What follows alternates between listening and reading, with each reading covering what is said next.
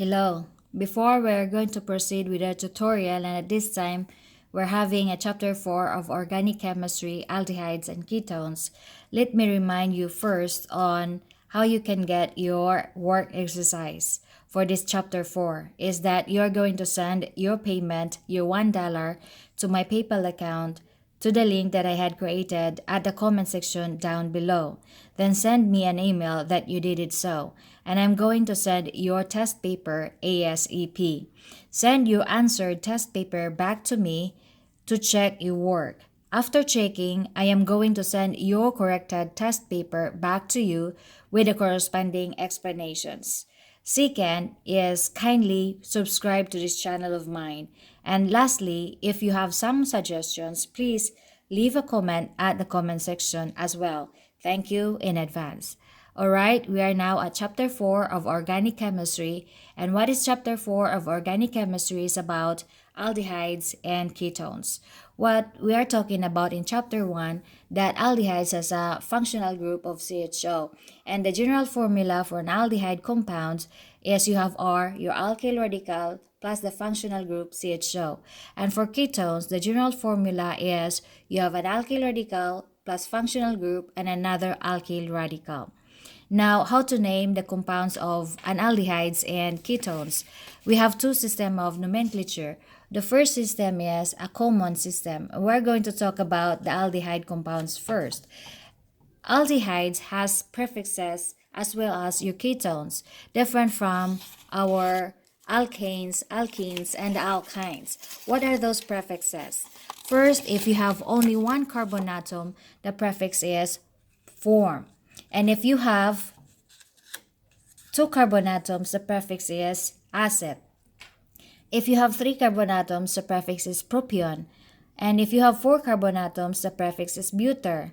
If you have 5 carbon atoms, the prefix is envalur. And if you have 6 carbon atoms, the prefix is capro. 7 carbon atoms, prefix is hepto. 8 carbon atoms, the prefix is capril. 9 carbon atoms, the prefix is pelargon. And the 10 carbon atoms, you have the prefix of copper. And what we are going to add to all of these prefixes, if we are going to talk about aldehyde, you are going to add the word aldehyde. So prefix form plus the word aldehyde. So formaldehyde. Prefix acet plus the word aldehyde. Acetaldehyde. Propion plus the word aldehyde. Propionaldehyde. And so on up to capraldehyde. Okay. So for the IUPAC system is different because we don't need to use all these prefixes. These are only used the prefixes for the common name system. For the IUPAC system, we have the ending al. We are going to drop the e of our alkane name. For example, if you have the structural formula CH3 CHO, so how many carbon atoms do we have here? 1 and 2. So in the alkane name, if you have 2 carbon atoms, what is the alkane name? Is ethane. We are going to drop the e of our ethane and substitute that with the word al for our alkane. For our aldehyde. So this one now becomes ethanol. Alright? So that is an example for the IUPAC system of nomenclature, and this is what I'm writing here for. And if you have 3 carbon atoms, we have prop as our propane for the alkane name. Drop the e of the word propane. Drop the word of the e of your propane and substitute that e with the word al. So propanol. Okay, so that is the IUPAC system of nomenclature for the aldehyde. Now we're going to talk about the nomenclature for ketone compounds. In the ketone, the common name system is you have the 2 alkyl group. As you can remember that the general formula of our ketone compounds is RCOR. That is why we have 2 alkyl groups plus the word ketone. So if this is an example for our formula of the compound CH3, this is your R, CO, the functional group of your ketone, and another R, the second R, which is the CH3. Since you have 2 CH3s here, that's why we have, if you have 2 the same substituent or group that attached to our functional group of the mother chain, we name them as, or in our prefix as di. And what is the name of the two substituents of compounds or groups that attach to a mother chain? Is methyl groups. So we have two methyl plus the word ketone. That is for the common name system of nomenclature for the ketone compounds. Now what about for the IUPAC system of nomenclature for our ketone compounds? Same thing as in our aldehyde, that take the name of the alkane name and drop the E of the suffix name of your alkane name and substitute that with the O and E. And here is the example. So if you have CH3 as your first R, CO as the functional group for ketone, and another second R of our ketone functional general formula. So you have how many carbon atoms? 1, 2, and 3. First is from your CH3, first carbon. Second carbon is from the CO, and the third carbon is from the second CH3. So you have a total of 3 carbon atoms. So what is the prefix if you have 3 carbon atoms, or the alkane name is propane? Drop the E of your alkane name, propane, and substitute that with O and E. So the name now for this structure is propanone. And that is for the IUPAC system of nomenclature for your ketone compounds. Next is the preparation for your aldehyde and the ketone compounds. First preparation is, we call it as an oxidation of the primary alcohol. So how this oxidation of the primary alcohol is going to occur? First is that you have the ROH, of course, the representative for our alcohol, ROH, or this one is the CH3OH, and then plus our agent, oxidizing agent, which is the potassium dichromate, potassium C2CR2O7, will yield an aldehyde, the RCHO plus water. Okay, so you have the ROH, you have the methyl alcohol plus our oxidizing agent potassium dichromate will yield an aldehyde, CH3CHO plus water. Okay, so RC3OH. Okay, so what is the name? We have acetaldehyde, right? Why acetaldehyde? Because we have 2 carbon atoms present there. See, this is methyl alcohol. Why you have only 1 carbon atom? Remember in our alcohol chapter 3, methyl alcohol. And the product is ROHR. So this is HCHO. HCHO. So, sorry class, that's wrong. CH3OH, and then you have the oxidizing agent K2 potassium dichromate O7, and this is HCHO plus water. And what is the name of this?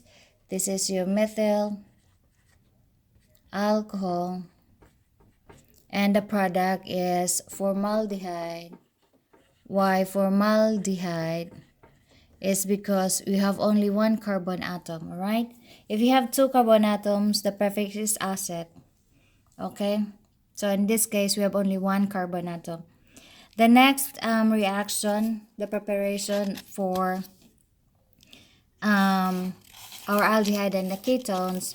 In this case, we are using the primary alcohol. The end product is an aldehyde. Now what about for the secondary alcohol? The end product is a ketone. Again, oxidation of primary alcohol, the product is an aldehyde. Now for the oxidation of secondary alcohol, the product is a ketone. For example, if we have this as the general formula, the R, you have the C, okay, we have CH3CH and OH, secondary alcohol, CH, and another CH3 with our oxidizing agent, the same oxidizing potassium dichromate and then we'll yield the copy what is left, CH3, and you have your CO, and then another CH3 plus water, H2O. So what is the name of this? Is isopropyl alcohol. Why iso? Because this is your secondary, an L shape or secondary alcohol. So let's see, this is isopropyl, not secondary. We can also name a secondary propyl alcohol. And the name of the product, you have 3-dimethyl.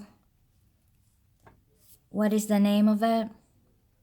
You have dimethyl ketone. So you have dimethyl ketone. Okay.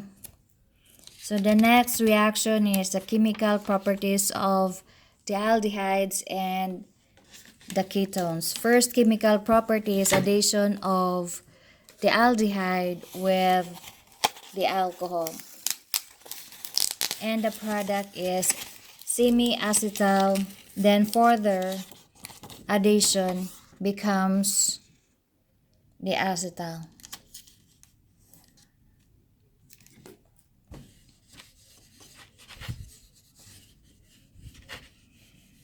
So what is the equation? Addition of an aldehyde with the primary alcohol. The equation is, if we have this one, the CH3, this is an aldehyde, CHO, plus the primary alcohol, or let's say CH3OH. This is a reversible reaction, will yield as hemiacetal. Let me just put the product right here. Is you have the OH here will combine to your second carbon atom to the functional group of your aldehyde, and the R will attach to your CH3, will attach to your carbon there, thus forming into, copy this one, you have, let me see here, can I, okay, you have CH3, you have the C, and then this is now your O, and then plus CH3, and then you have the OH there,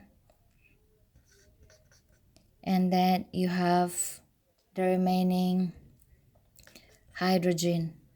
Okay, and then if you wanna further react this with another alcohol, the ROH, and this is the hemiacetal. Hemi meaning semi, okay, will form the acetal. You have copy CH3, you have C, and then the same OCH3, and then you have O from the R here, from the R there, will become CH3. We'll see, this is another CH3, CH3OH. Okay, and then you have H plus the water. So this is your prime and the prime. Okay, so this is now the acetal structure. You have the OH here and the hydrogen there becomes the water. Okay, and you have the R, the CH3 will becomes this one. Alright, so that is for the addition of alcohol that form an acetal for the aldehyde. Now what about the ketone? The ketone, addition of ketone with an alcohol. This is addition of aldehyde with an alcohol forming acetal.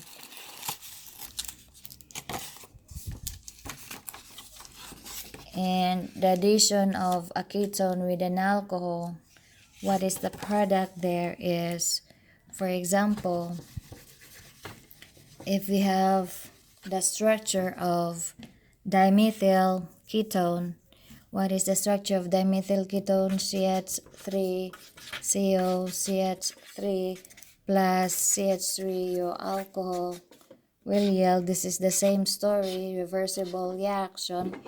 And what will happen? Sorry. Okay. What will happen now becomes, you have copy the C H3, and then you have the C from there, then the O goes up, becomes O plus the 3 here, CH3. Okay, and then you will become the OH from here. Your OH goes there, that is your OH now, and then you have the second, the prime alkyl radical. Plus, if you are going to further react this reaction as with another primary alcohol, CH3OH, and this is again a reversible reaction, what is now the product? This one is your hemiacetal, the semi-acetal. And if we are going to further react this with a primary alcohol to your hemiacetal, the end product now is becomes copy. You have the CH3 here, and then you have C, and then copy what is above, CH3, your primary alkyl radical, and then you have that will replace the OH, and then this one will become the water, so that is O CH3, then this is your prime R, and then you have this one as the end, as the prime, plus you have plus water. This is your water, and now this is your product as the acetal. Okay, then the next reaction, the chemical properties of an aldehyde and a ketone is through oxidation. Remember that when your alcohol will oxidize, first is going to form an aldehyde and then form into an acid. But your ketone, since your ketone is already being bonded to both of its CO with the R, I'll talk about that. Let me talk about the aldehyde first, okay? So what is our example for the oxidation of an aldehyde? CH3, CHO. The oxidation of our aldehyde will form copy CH3, which are R, and then the COOH. Okay, will be added there to become COOH. So what's the name for this? Is acetaldehyde. Why acetaldehyde? Acetaldehyde is because it has two carbon atom. What is the prefix? Is acid plus the word aldehyde. Now this one is an acetic acid. Why? Because you have two carbon atoms and the prefix is acid, same as with your aldehyde, the prefix is acid. But here, since you have the hydrogen now that is an acid, you are IC and the word acid from the prefix acid. That's why it is named as acetic acid. Now the ketone, oxidation of a ketone gives you no reaction. Why? Because your ketone structure is, you have the CH3 and the CO and another CH3. So your CO functional group cannot react because it is being bonded by two R's. So there is no room for your carbon and oxygen to reduce. So that's why your ketone in the oxidation reaction gives you no reaction. Next reaction, the chemical properties is for aldehyde and a ketone is about the reducing properties of our aldehyde and the ketones. First is the fillings test. And you have the CH3CHO as your aldehyde plus the copper sulfate and sodium hydroxide is our fillings test. A combination of a mixture of copper sulfate and sodium hydroxide is your fillings test. That will yield cupric oxide plus your sodium acetate. The CH3CONA is your ester.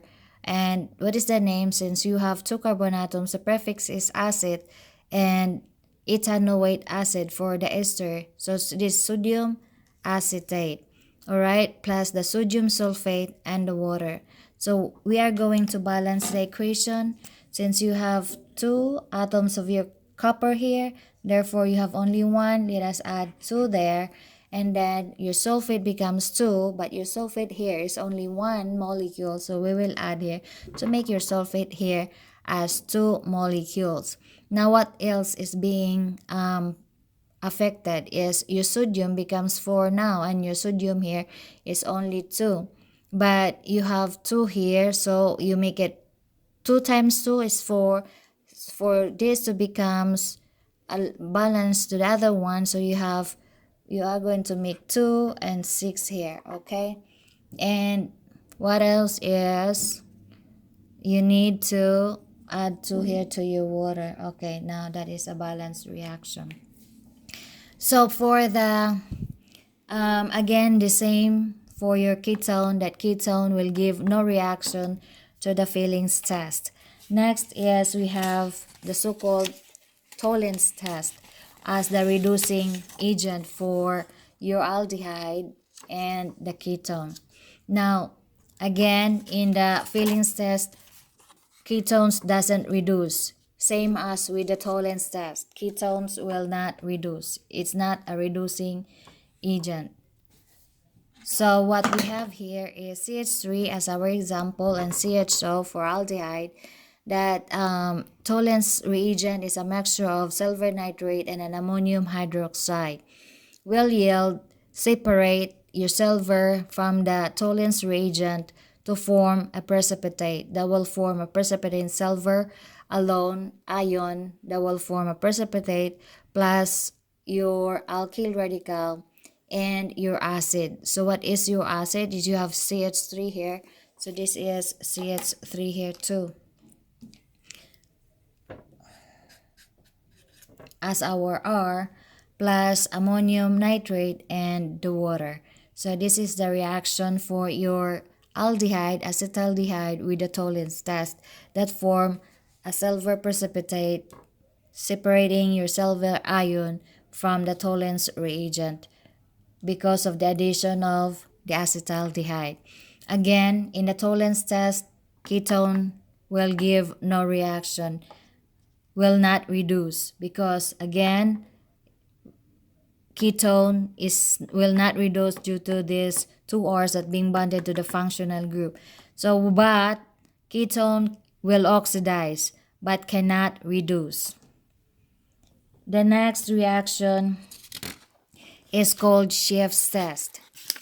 Aldehyde will yield magenta, red or purple color after adding Schiff's reagent. And for the ketone, the color of the solution is colorless solution after adding a ketone with a Schiff's reagent. The next chemical property of an aldehyde and a ketone is called by addition of phenylhydrazine. Both the aldehyde and the ketone will yield yellow crystals upon the addition of phenylhydrazine to our aldehyde and a ketone solutions or compounds or solutions is the best word. The next chemical property of an aldehyde and a ketone is through addition of sodium bisulfate. That again, same as with addition of phenylhydrazine, that yields the same result, so as with addition of sodium bisulfate, that your aldehyde and the ketone will give same result. And what is that result is will yield white crystalline solid with your sodium bisulfate on your aldehyde and as well as with the ketone. The next chemical property of the aldehyde and a ketone is about upon the addition of an alkali solution, strong alkali solution, the aldehyde will yield an acid, okay? In the It's also called as Cannizaro's reaction.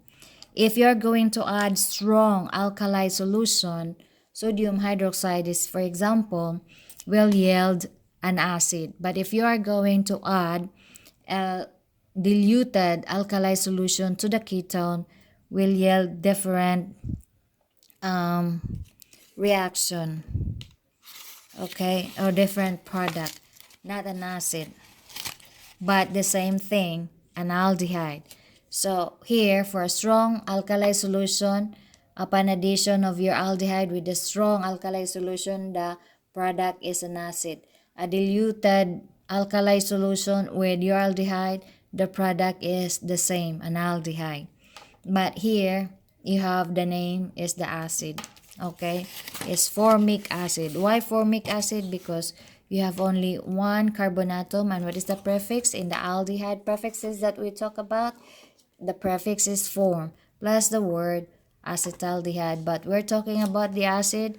Drop that E and plus the IC and the word acid of your form for the formic acid, okay, of the alkane name. So now here with the diluted alkali solution, the product is an aldol condensation.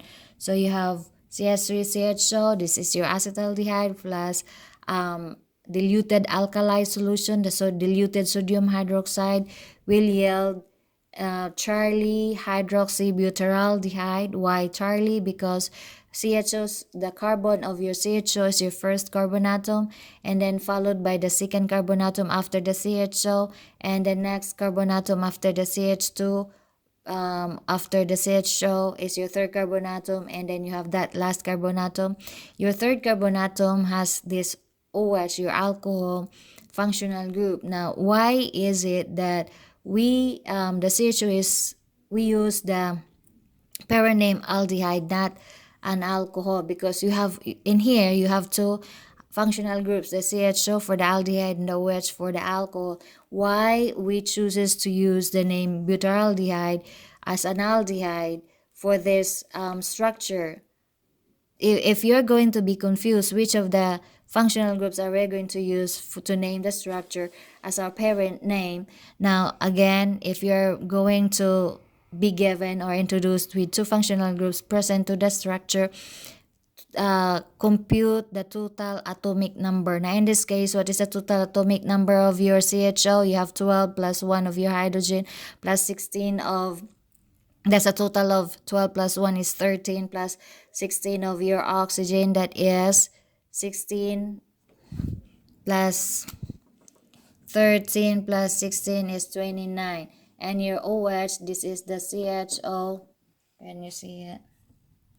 Alright, so the CHO here is you have 12 plus 1 plus 16 is equals to, this is 29.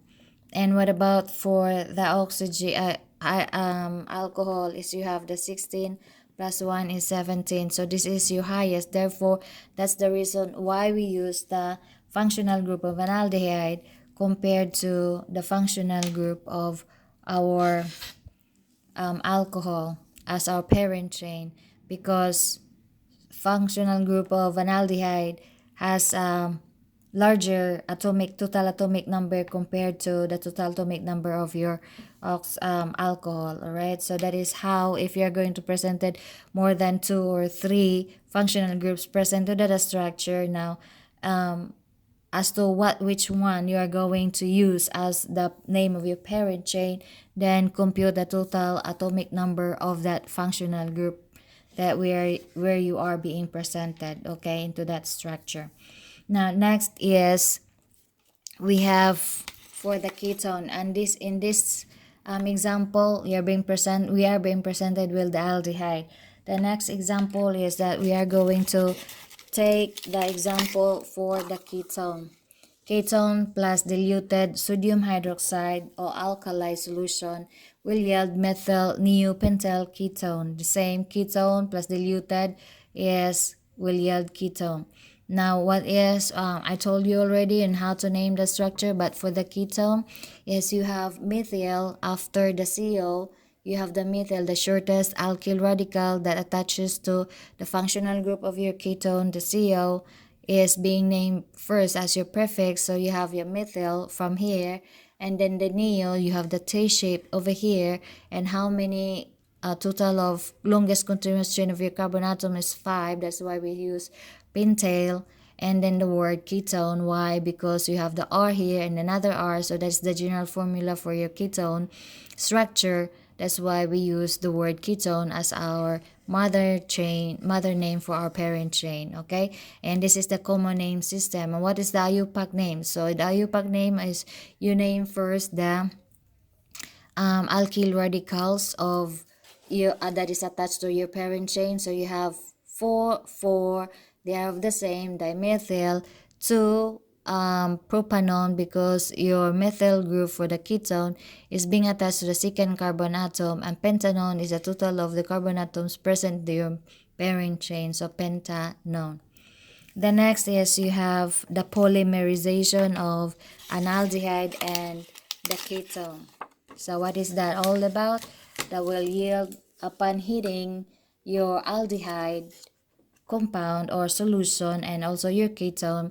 For the aldehyde, upon heating aldehyde solution, aldehyde solution will yield white residue, while your ketone will yield no reaction. Still the same, whatever is your solution, the ketone solution after heating doesn't change. Still stands by what is at the beginning. The next chemical property of the ketone and the aldehyde is with halogens and the sodium hydroxide, and the end product is called a haloform reaction. Okay, so for example, if we have the aldehyde being added with the sodium hydroxide, and then with the halogen, the iodine will yield that you are going to substitute, okay? You have CH, I3, your iodoform. So this is iodoform plus sodium formate plus sodium iodide and the water.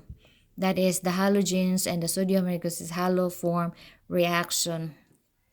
The next is what about for your ketone? The ketone that will being added with the sodium hydroxide plus the iodine will yield the sodium acetate that will form a precipitate, and then plus sodium iodide and the water. The last reaction is about with the addition of your aldehyde with the ammonia. So an aldehyde, in this case, we're using as our example the formaldehyde with ammonium hydroxide will yield, you have 6s hexane nitrite, nitro, what tetranitrate, okay, hexane tetranitrate plus water, and then you are going to balance the equation. You need to add 6 here, 4 here, and 10 into your water to balance the whole equation, okay? So that is for today. We have more of the discussion or the points that we could talk about the aldehydes and the ketones, but they are just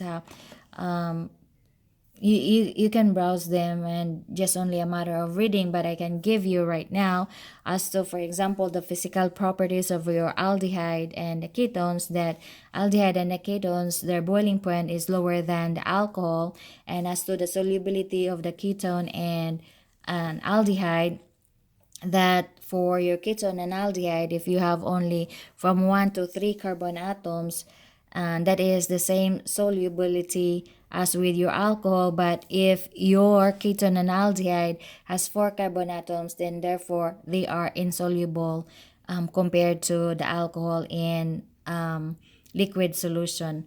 Now, another physical property of the ketones and aldehydes that the aldehydes has a lower boiling.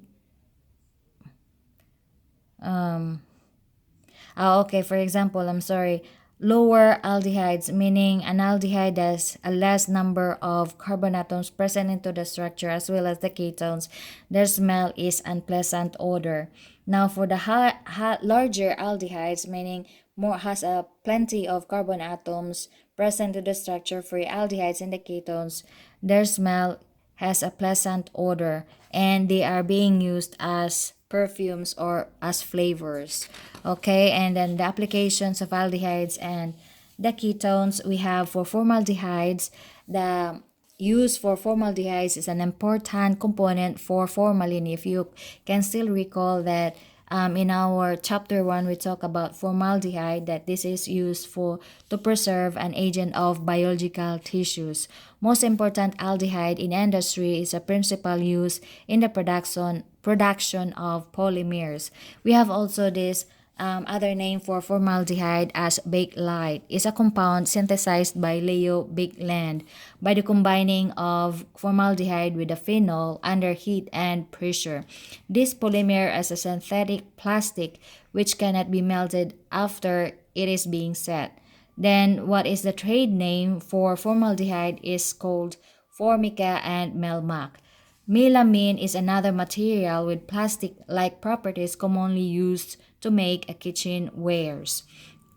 Another compound for the application of an aldehyde is an acetaldehyde. When converted to an acrylic trimer called paraldehyde, this was once used as a sleep inducer, as a hypnotic that you can feel asleep. Like for example, after drinking an alcoholic beverages, the first reaction you will feel after drinking, alcoholic beverage, for example, wine or whatever. I'm not promoting you to drink those, but if you have noticed that you're almost like feeling falling asleep, so that is the hypnotic reaction of your alcohol that changes from alcohol during the oxidation to form into an aldehyde that is now in uh, specifically an acetaldehyde that gives you a hypnotic reaction, and then this cause of disagreeable taste to our mouth and odor. It is seldom used today also.